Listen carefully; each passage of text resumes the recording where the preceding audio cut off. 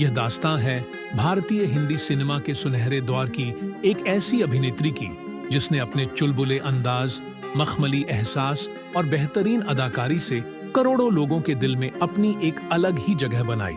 खूबसूरती की इस बला ने जहां अपनी कड़ी मेहनत और लगन से हिंदी सिनेमा में अपना स्टारडम बनाया, तो वहीं इनके अभिनय कला लेखन, नृत्य और सियासी दांव पेंच से भी राजनीति में वह मुकाम हासिल किया जिसको आज तक यह बनाकर चल रहे हैं। दुनिया भर में इतना नाम, इतना रुतबा होने के बाद भी इस अभिनेत्री की जिंदगी में ऐसा क्या हुआ था कि इनको आधी फिल्म की शूटिंग पूरी करने के बाद फिर निर्माता ने फिल्म के सेट से जलील करके निकाल दिया।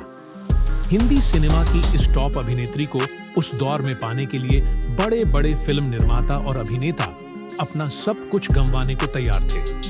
तो वहीं इस अभिनेत्री ने पहले से शादीशुदा और 4 बच्चों के बाप से परिवार वालों और समाज के खिलाफ जाकर शादी रचा ली थी। अभिनेत्री की नियति की परीक्षा ऐसी कि अपने संस्कार और कल्चर को सबसे ज्यादा प्यार करने वाली इस अदाकारा को धर्म परिवर्तन के द्वार से गुजरना पड़ा, जिसके बाद इनका निजी जीवन दर्द और आंसुओं से भर गया। क्यों इस अभिनेत्री को परिवार में सौतेली मां और दूसरी पत्नी जैसे कड़वे तानों से जख्मी किया गया, और इनकी जिंदगी में ऐसा क्या हुआ था कि इनके ही बेटे ने इनको मारने के लिए उठा लिया था चाकू, और कैसे पारिवारिक जीवन के चक्रव्यूह में यह अभिनेत्री क्यों न तो अच्छी मां बन पाए और न ही अच्छी पत्नी। आज हम बात कर रहे हैं एक ऐसी खूबसूरत और हसीन अभिनेत्री की जिसकी असल जिंदगी किसी फिल्म की कहानी से कम नहीं है। कच्ची उम्र में फिल्मों में शुरुआत की अपनी फिल्मी सफर में इस अभिनेत्री ने झेली जिल्लत, जलालत और अपमान, लेकिन अपनी कड़ी मेहनत और लगन से इस अदाकारा ने खुद को तराशते हुए हिंदी सिनेमा का वह मुकाम हासिल किया जिसकी वजह से यह बनी हिंदी सिनेमा की ड्रीम गर्ल्स यानी हेमा मालिनी।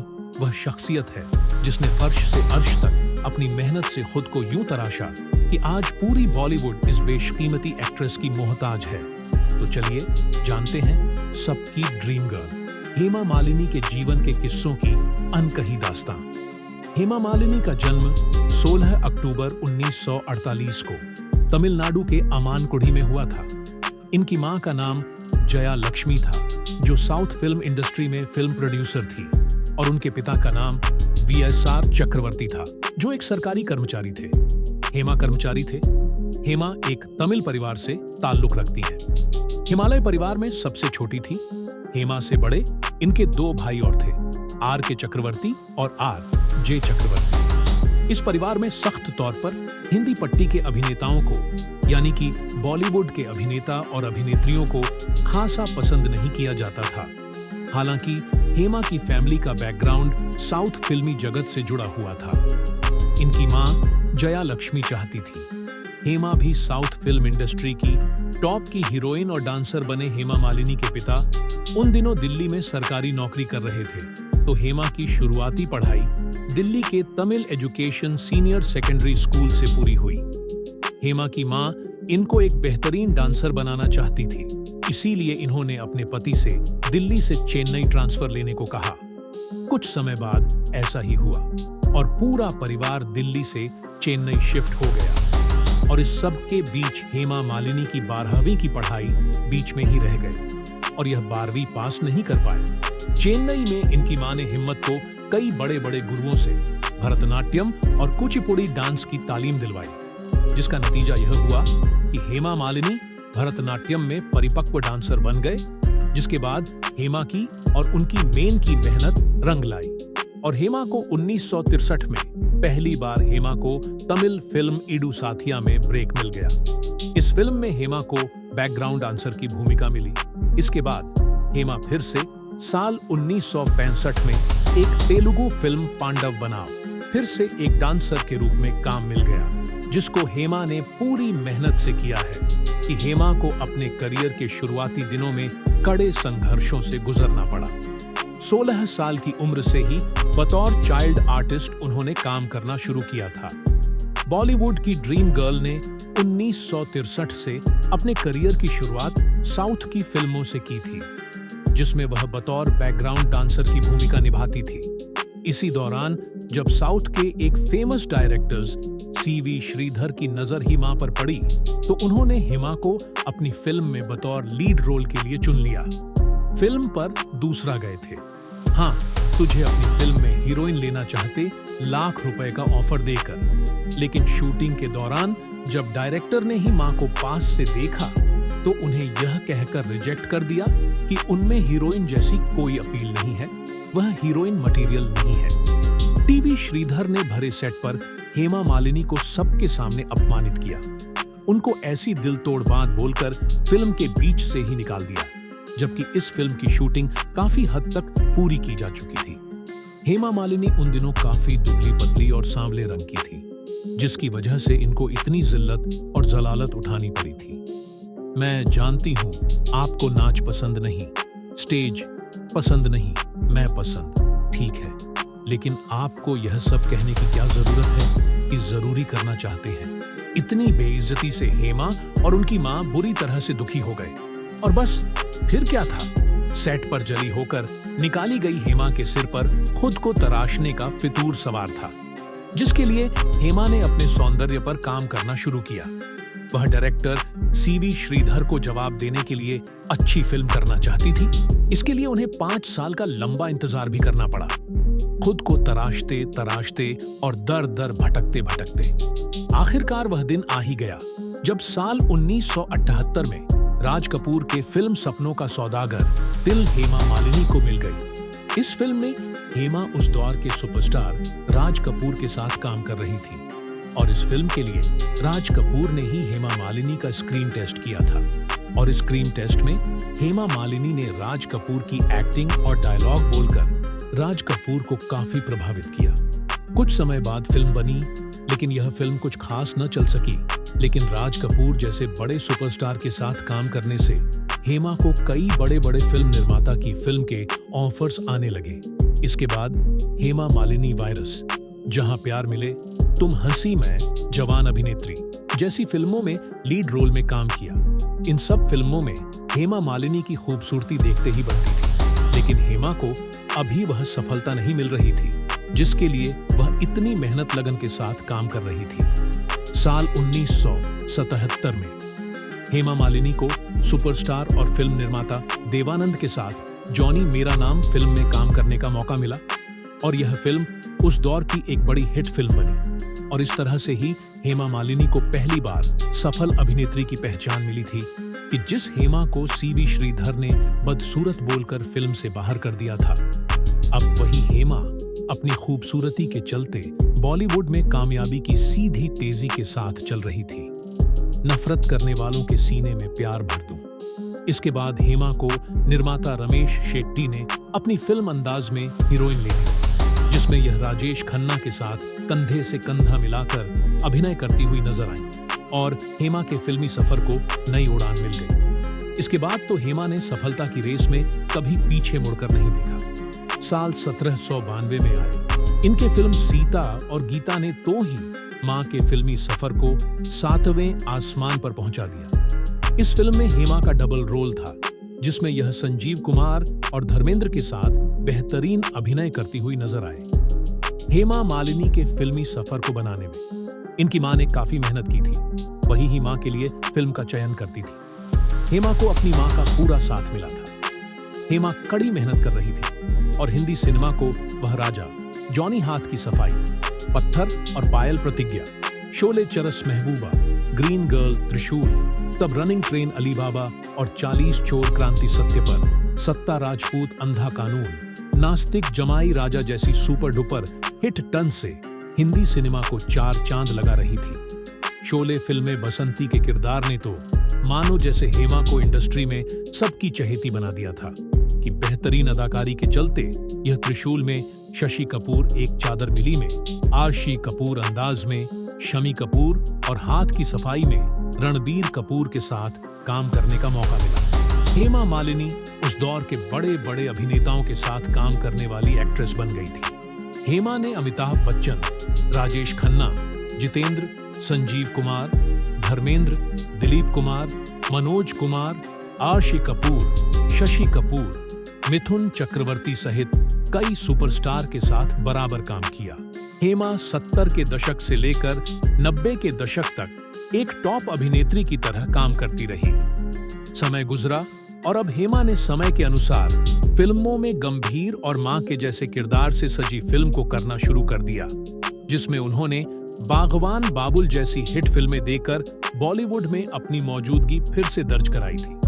हेमा ने दोस्तों फिल्मों में काम किया और वह टॉप अभिनेत्री के पायदान पर विराजमान रही। हिंदी सिनेमा में उनके शानदार बेहतरीन अभिनय और अमूल्य समय देने के लिए उनको फिल्म फेयर के लाइफ टाइम अचीवमेंट सम्मान से नवाजा गया। पल भर के लिए कोई हमने प्यार कर ले झूठा ही सही। हेमा मालिनी ने अपने फिल्मी सफर के दौरान फिल्म निर्देशन के क्षेत्र में अपने किस्मत को आजमाया था और इनकी देखरेख में फिल्म दिल आशा है जैसे फिल्म बनी थी, जिसमें इन्होंने आज के सुपरस्टार शाहरुख खान को ब्रेक दिया था। हेमा मालिनी ने फिल्म के अलावा टीवी शोज नूपुर का भी निर्माण किया था। तो यह था हेमा मालिनी का हिंदी सिनेमा का शानदार जबरदस्त सफर। आइए बात करते हैं हिमालय की निजी जिंदगी की, जो किसी फिल्म की कहानी से कम नहीं रही है। हेमा मालिनी की खूबसूरती के चर्चे बॉलीवुड में जोरों पर थे। बड़े बड़े स्टार अपना सब कुछ गंवाने को तैयार थे। हेमा मालिनी के पीछे तो ऐसे में सबसे पहले इनके इश्क की शुरुआत हुई।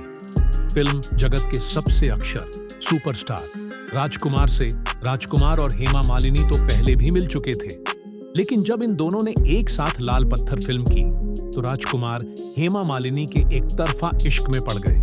राजकुमार पहले से शादीशुदा इसके बावजूद राजकुमार ने हेमा मालिनी से शादी की इच्छा जताई, लेकिन हेमा मालिनी ने राजकुमार के इस ऑफर को ठुकरा दिया, जिसके बाद यह बात इन दोनों के बीच यहीं पर खत्म हो गई। राजकुमार के बाद हेमा की जिंदगी में आए मशहूर एक्टर संजीव कुमार और हेमा मालिनी फिल्म सीता और गीता में साथ दे, जिसके बाद संजीव कुमार हेमा मालिनी से प्यार करने लगे और हेमा मालिनी भी संजीव कुमार को पसंद करती थी और दोनों शादी भी करना चाहते थे। लेकिन संजीव कुमार की फैमिली हेमा को शादी के बाद फिल्मों से दूरी बनाने के लिए बोल रही थी। यह बात हेमा मालिनी की फैमिली को अच्छी नहीं लगी और इस बात पर दोनों फैमिली में मनमुटाव बढ़ गया और यह रिश्ता दोनों परिवार वालों की जिद के आगे टूट गया। जिस तेजी के साथ ही मां का करियर दिन पर दिन बुलंदियों को चूमता जा रहा था, उतनी ही तेजी से एक नया तूफान उनके जीवन में दस्तक देने को आ रहा था और उस तूफान का नाम था धर्मेंद्र। अच्छी है काम के दौरान धर्मेंद्र की हेमा से पहली मुलाकात 97 में आई फिल्म तुम हंसी में जवान के सेट पर हुई थी। तब धर्मेंद्र को पहली बार देखते ही रह गए और देखते ही देखते उन्हें अपना दिल दे बैठे थे। उस वक्त धर्मेंद्र शादीशुदा थे, जिसकी वजह से ही मां ने उनमें कम दिलचस्पी दिखाई थी, लेकिन किस्मत को यह मंजूर न था। साथ काम करते करते एक समय ऐसा भी आया जब हेमा भी धर्मेंद्र ऊपर अपना दिल हार बैठी और आखिरकार प्रतिज्ञा फिल्म की शूटिंग के दौरान हेमा का दिल भी धर्मेंद्र के लिए धड़कने लगा। लेकिन दोनों के प्यार की राह इतनी आसान न थी। एक ओर जहां दो दिल मिलने को बेताब हो रहे थे, तो वहीं हेमा का परिवार और धर्मेंद्र की पहली पत्नी ने इस रिश्ते का विरोध करना शुरू कर दिया। हालात तो यहां तक आ पड़े थे कि धर्मेंद्र ने हेमा के पिता पर एक बार हाथ तक उठा दिया था और इस वजह से हेमा के पिता नहीं चाहते थे कि हेमा उनसे कोई भी संबंध रखे। इसके बाद धर्मेंद्र ने उनसे चुप चुप कर मिलने की कई तरकीब भी निकालनी शुरू कर दी थी। धर्मेंद्र हेमा के प्यार में यूं पागल थे कि उन्हें हिम्मत का किसी भी को एक्टर से मिलना या साथ में तस्वीर लेना तक मंजूर न था। लेकिन रूठते मनाते ही मां का प्यार भी धीरे धीरे परवाह चढ़ा और दोनों ने शादी करने का फैसला किया। लेकिन दोनों के लिए शादी का फैसला लेना इतना आसान नहीं था। धर्मेंद्र के पहले से शादीशुदा होने की वजह से हेमा के परिवार वाले पहले से ही हेमा से नाराज थे, तो वहीं दूसरी तरफ धर्मेंद्र की पहली पत्नी प्रकाश कौर ने भी उन्हें तलाक देने से साफ इनकार कर दिया था। बस फिर क्या था, धर्मेंद्र अपने प्यार को परवान चढ़ाने के लिए किसी भी हद तक जाने को तैयार थे। इसका नतीजा यह हुआ कि दोनों ने अपना धर्म बदलकर इस्लाम धर्म अपना लिया है। कि धर्म परिवर्तन के बाद धर्मेंद्र ने अपना नाम दिलावर खान रखा, तो वहीं हेमा ने अपना नाम आयशा खान रख लिया। हेमा और धर्मपाजी की शादी 1980 में हुई। लेकिन आपको यह जानकर हैरानी होगी कि धर्मपाजी से ही शादी करने से पहले हेमा और जितेंद्र की शादी तय हो चुकी थी। दरअसल एक ओर जहां हेमा और धर्मेंद्र का प्यार परवान चल रहा था, तो वहीं दूसरी ओर हेमा के पिता की जिद की वजह से उन पर जितेंद्र से शादी का दबाव लगातार बनाया जा रहा था। खबर तो यहां तक की है कि सीक्रेट वेडिंग की पूरी तैयारी थी और हेमा जितेंद्र की दुल्हन बनकर मंडप में बैठने को तैयार ही थी कि धर्मेंद्र को इसकी भनक लग गई और वो तुरंत शादी तोड़ने के लिए जितेंद्र की प्रेमिका शोभा को लेकर वेन्यू में पहुंच गए। बस फिर क्या था, फिल्मी दुनिया का मेलोड्रामा के बाद आखिरकार हेमा ने इस शादी से इनकार कर दिया और अपने परिवार के खिलाफ जाकर धर्मेंद्र को अपना जीवन साथी चुन लिया। आपको बता दें कि पहली पत्नी से धर्मेंद्र को 4 बच्चे सनी देओल, बॉबी देओल विजेता और विजेता है। सनी देओल और बॉबी देओल भी हिंदी सिनेमा के सुपरस्टार हैं। उनकी लोकप्रियता हिम और धर्मेंद्र से भी कहीं आगे है। हालांकि शादी के बाद हेमा और धर्मेंद्र नए घर में शिफ्ट हो गए और खुशी खुशी अपना जीवन बिताने लगे। लेकिन किससे पता था कि खुशियों ने ही उनके जीवन में चिंगारी का काम करना शुरू कर दिया था। जी हाँ, ये दोनों के दिल तो मिल रहे थे, लेकिन धर्मेंद्र के परिवार में चिंगारी की आंख बनकर धधकनी शुरू हो गई थी। जब धर्मेंद्र ने हेमा से शादी की थी, तब से ही सनी देओल अपनी मां प्रकाश कौर के लिए दुखी रहा करते थे। वह अपनी मां का दुख नहीं देख पाते थे और उसका जिम्मेदार वह हेमा मालिनी को मानते थे। कई बार उनकी इस बात को लेकर हेमा मालिनी से लड़ाई भी हुई। कहा तो यहां तक भी जाता है कि एक बार तो सनी देओल ने उनकी मां के साथ हो रही बेवफाई पर इतना गुस्सा दिखाया कि सनी ने हेमा मालिनी पर हमला करने के लिए गुस्से में चाकू तक उठा लिया। हालांकि हेमा और प्रकाश कौर इस बात से लगातार इनकार करते रहे। बस फिर क्या था, रोज रोज के गृह कलेश ने हेमा के जीवन में ऐसी उथल पुथल मचानी शुरू की कि एक समय के बाद तो हेमा और धर्मेंद्र की हर सुबह लड़ाई झगड़े से ही शुरू होती थी और इसी पर खत्म होती थी। हालांकि कई मुश्किलों के बावजूद दोनों ने शादी को बचाए रखने का फैसला किया है कि आज भी दोनों का प्यार उतना ही बरकरार है। लेकिन दोनों के फैंस को एक बात जरूर खटकती है कि दोनों अलग अलग घर में क्यों रहते हैं। हालांकि इसका खुलासा खुद ही मां ने किया था और कहा था कि ऐसा जीवन कोई नहीं चाहता। हर कोई चाहता है परिवार के साथ रहे, लेकिन जो नियति को मंजूर हो उसके आगे किसी का सिक्का नहीं चलता। हालांकि हेमा यह कहती है कि मैंने दोनों बच्चों को अकेले पाला है, लेकिन धर्मेंद्र ने हर जगह खड़े रहकर उनका साथ दिया है। आपको बता दें कि हेमा मालिनी और धर्मेंद्र ईशा देव और अहाना देओल के माता पिता बने। लेकिन हाल ही में ईशा देओल ने अपने पति भरत तख्तानी से 11 साल की शादी निभाने के बाद तलाक ले लिया है। हालांकि धर्मेंद्र की दोनों बीवियों का आमना सामना अभी तक नहीं हुआ है, लेकिन गदर 2 के फिल्म के दौरान ईशा देओल, सनी देओल और बॉबी देओल की एक साथ सामने आई तस्वीरों ने फैंस को खुश कर दिया। हालांकि सनी देओल के बेटे करण देओल की शादी में हेमा के परिवार से कोई भी नहीं पहुंचा था। बताया जाता है कि सनी देओल ने हेमा मालिनी को अपने बेटे की शादी का निमंत्रण ही नहीं भेजा था। वो आज भी हेमा मालिनी को अपनी मां नहीं मानते हैं और उनसे कोई भी वास्ता नहीं रखते हैं। अब यह जग जाहिर है कि हेमा और धर्मेंद्र एक साथ तो है, लेकिन दोनों की राहें अलग अलग हैं, कहीं आसपास है। हालांकि हेमा मालिनी ने 1998 में ही राजनीति की दुनिया में कदम रख दिया था। हालांकि तब हेमा राजनीति की भाषा कम बोलना जानती थी, लेकिन समय बीते बीते हेमा राजनीति के दांव पेंच कुछ यूं सीखी कि आज वह उत्तर प्रदेश मथुरा लोकसभा सीट से 2 बार सांसद रहने के बाद तीसरी बार की उम्मीदवार बन गए हैं। तीसरी बार मथुरा से लड़ने के लिए टिकट दिया है। हेमा अब मची हुई राजनेता के तौर पर अपनी सेवाएं देश की जनता को दे रही है।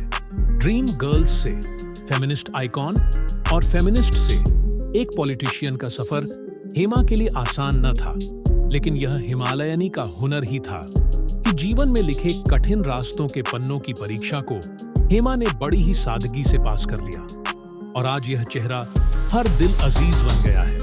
तो दोस्तों, यह था हम सब की ड्रीम गर्ल हेमा मालिनी के ऊपर बनाया गया पूरा शो, जिसमें हमने हेमा के जीवन को आपसे रूबरू करने की कोशिश की है। हेमा मालिनी को लेकर आपके मन में कोई सवाल हो या हेमा से जुड़ी कोई भी जानकारी, तो आप कमेंट के जरिए हमसे शेयर कर सकते हैं। आप चैनल को लाइक एंड सब्सक्राइब करना न भूलें।